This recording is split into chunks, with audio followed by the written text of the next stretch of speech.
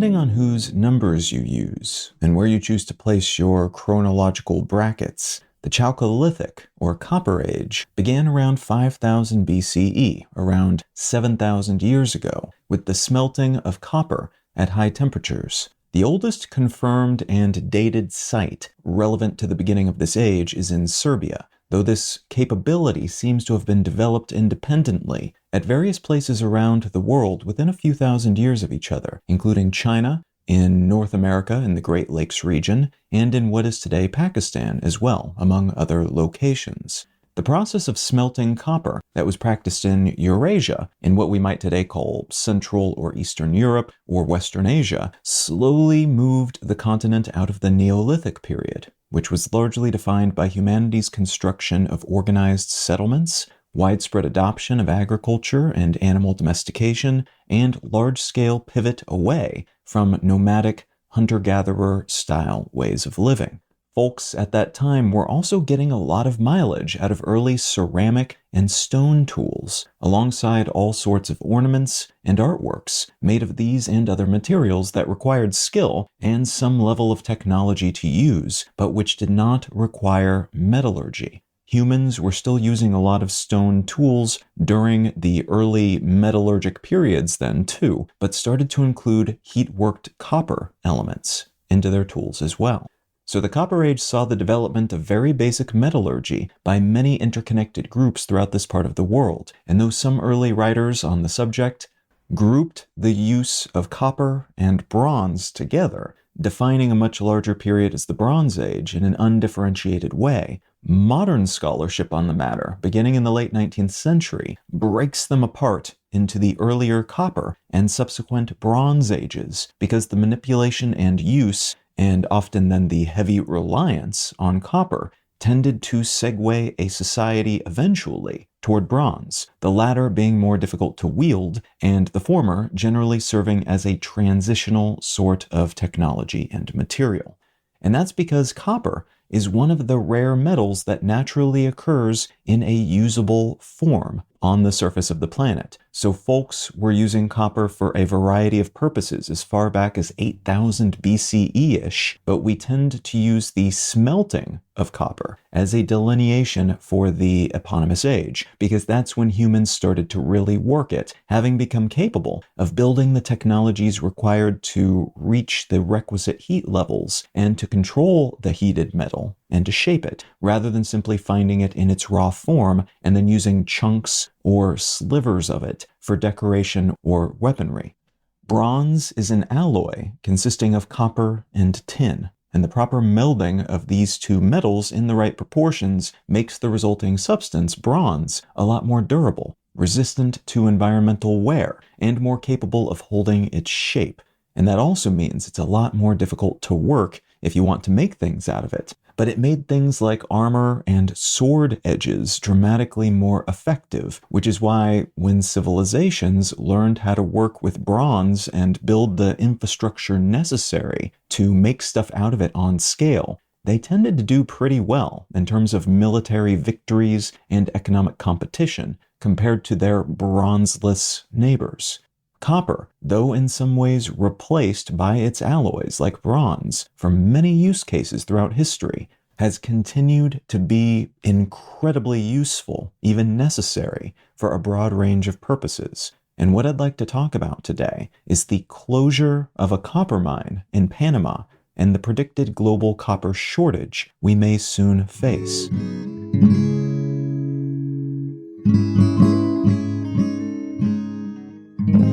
You're listening to Let's Know Things. I'm Colin Wright. Learn more about Let's Know Things, subscribe to receive free email updates, and or become a supporter to receive monthly bonus episodes at letsknowthings.com. In the latter half of 2022, the International Copper Study Group, or ICSG, reported that they expected a copper surplus of around 155,000 tons on the global market in 2023. That would represent a small surplus, as about 26 million tons of copper land on the international market each year. but a surplus of any kind would have been notable following a long period of deficits, largely due to a huge amount of growth and construction throughout China, and a failure of international copper mines to produce as much marketable metal as they are theoretically capable of producing and shipping. The ICSG updated their expectation in early 2023, changing their official expected figure from a surplus of 155,000 tons to a deficit of 114,000 tons. And that's following a deficit of 431,000 tons in 2022. The upside of which is that the world has been demanding more copper than has been produced for a long while now. And while current deficits are low compared to the record high deficit of about 1 million tons in 2014, some prognosticators are saying we could see a deficit of somewhere between 1.5 million to 9.9 million tons by 2035, depending on how a collection of variables play out in the coming years. One major variable is how expansively and aggressively the world's governments and companies decide to invest in and deploy new renewable energy-centric technologies and their accompanying infrastructure. Copper is fundamental to the production of solar panels, electric vehicles, battery storage technologies, and even the cables that, when strung together, form our electric grids. Because of that fundamentalness, copper is generally seen as being an easy bet in terms of production investment because it's so necessary for development and growth and building things that, using existing technologies and systems and methods at least, we will probably always need more of it. And there is investment in copper projects around the world, including a slew of recent takeovers, like the April 2023 approval for BHP Group to buy Oz Minerals for nearly $6.4 billion, and the attempt by Swiss multinational Glencore to buy out Canadian-owned Teck Resources for around $23 billion, which failed. But that eventually led to a separate deal for Glencore to buy Teck's steelmaking grade coal business for a measly $9 billion. So Teck held on to their copper business in that deal, but that more than $20 billion price tag gives you a sense of how big this market is and how competitive it is getting. The issue, though, is that while there is interest in this industry and a lot of growth potential more or less baked into the way the world is going, with so many new renewables being deployed and grid systems needing to be upgraded essentially everywhere to account for more transmission of larger volumes of electricity to more locations, there is still a lack of sufficient mined copper, in large part because growth in mining volume has sputtered. And some analysts have suggested that with copper as cheap as it is, there's less appetite to invest in that side of the industry. As of September 2023, the average price of a key grade of copper was just over $8,500 per ton, and some analysts have said the price needs to be something like $15,000 per ton, nearly double what it was in September, in order to justify the necessary investment in mining volume capacity. Thus, we are at a moment in which we are already short of copper. We are expected to globally need a lot more of it very soon, but the price is not high enough to justify expanding raw material output, and that means we could run up against a shortage before the price reaches the point it needs to be at, which may then compound the issue for several years, until that new capacity can be built out and come online. At which point, we may be way behind on this transition, but also possibly hurting across other industries and endeavors as well, like making repairs to infrastructure, building new buildings, and even expanding access to fundamental services like telecommunications and making devices like phones, because all of these things require a substantial amount of copper, which could become quite expensive for a while if a balance is not established soon. That potential for a global shortage and concomitant price increase spiral is part of why news out of Panama regarding a copper mine called the Cobre mine is so unwelcome to many market watchers. The Cobre mine, located about 75 miles or 120 kilometers west of Panama City and just shy of the Caribbean coast, is a huge open-pit copper mine that spans about 53 square miles, or around 138 square kilometers, and according to many environmentalists, it is severely damaging to local ecosystems, including the jungle area where it's located, and it substantially depletes local water supplies. The mine also accounts for 1% of global copper output, somewhere between 3.5% and 5% of Panama's total GDP, and employs something like 8,000 people directly and tens of thousands more indirectly. A Canadian company called First Quantum bought the land in 2013, started building on it in 2014, and then began operation of the mine in 2019. A concession for the land had been granted to another company by the government, and that concession was confirmed with the passing of a law in 1997. A lawsuit was brought to the country's Supreme Court in 2009, the idea being that the concession was illegal because there had not been a public tender on the matter, no bidding process, basically, so the concession should be deemed illegal as the process of granting it was possibly corrupt. In 2017, the Supreme Court agreed with that claim, but in 2019, when the government attempted unsuccessfully to basically just give a new concession similar to the old one to make the mine and the company operating it legitimate in the eyes of the law unilaterally, First Quantum was just beginning to make its first shipments of copper from the mine. And in 2021, when negotiations had finally started up for a new contract, since that 2019 attempt didn't work, the mine was already nearly at full production strength. So the realities on the ground, because the company had been allowed to move forward during all of this legal wrangling,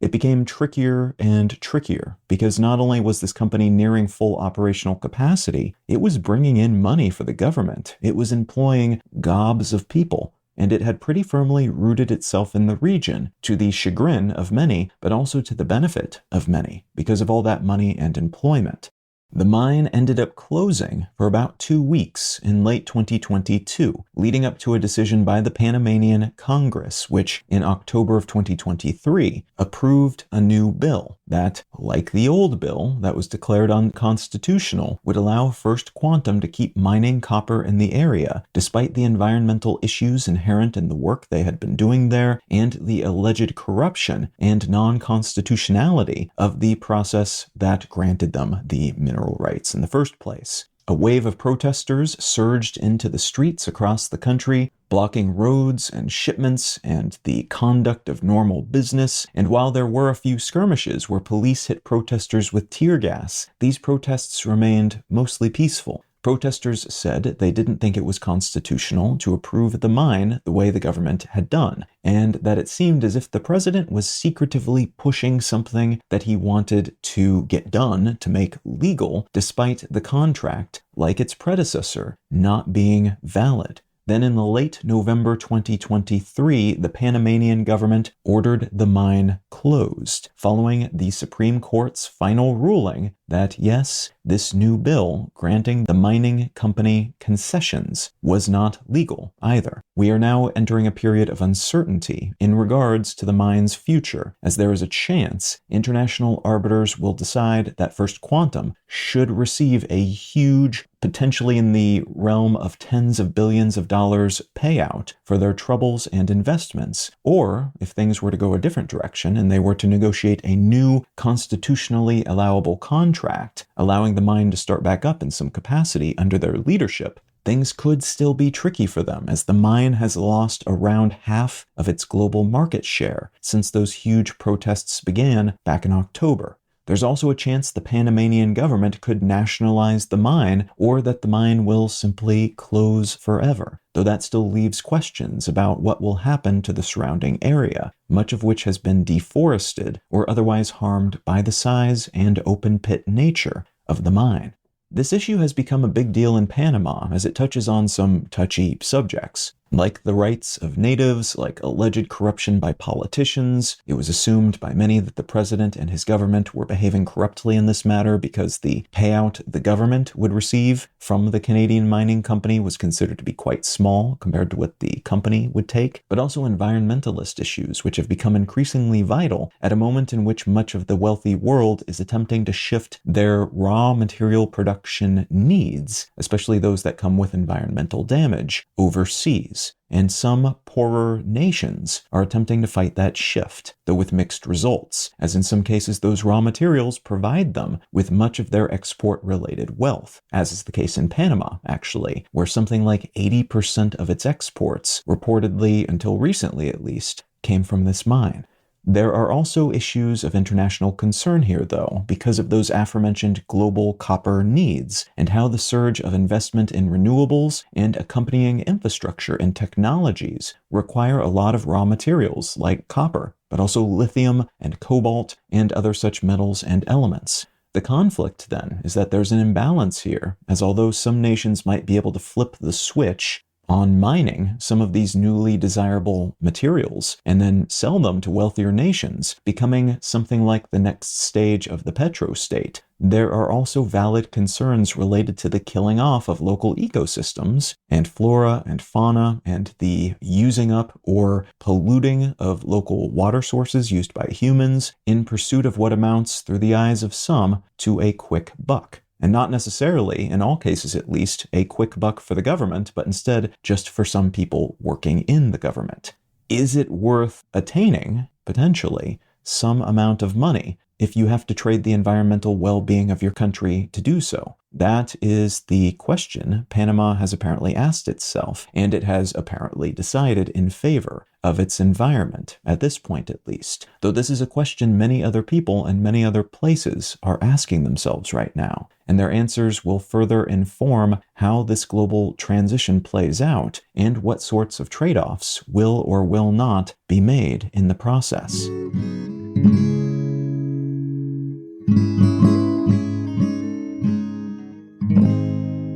The book I'd like to recommend today is called The Possibility of Life: Science, Imagination, and Our Question for Kinship in the Cosmos by Jaime Green. This book is interesting in that it looks at the history of our exploration of space, looking up to the stars, wondering if we are alone in the cosmos, and how that has changed culturally and as our technologies have changed, but also how that exploration has been interwoven with our fiction, in particular our science fiction, and how that has played on our expectations and our approaches, and how the science that we've developed around it and the technologies that have allowed us to see differently and further and more broadly have then gone on to inform our fiction on the matter as well. Now, if any of that sounds interesting to you, consider picking up a copy of The Possibility of Life by Jaime Green. You can subscribe to receive email updates, find show notes, and other such content, and support this show financially, receiving additional bonus episodes as a thank you at letsknowthings.com.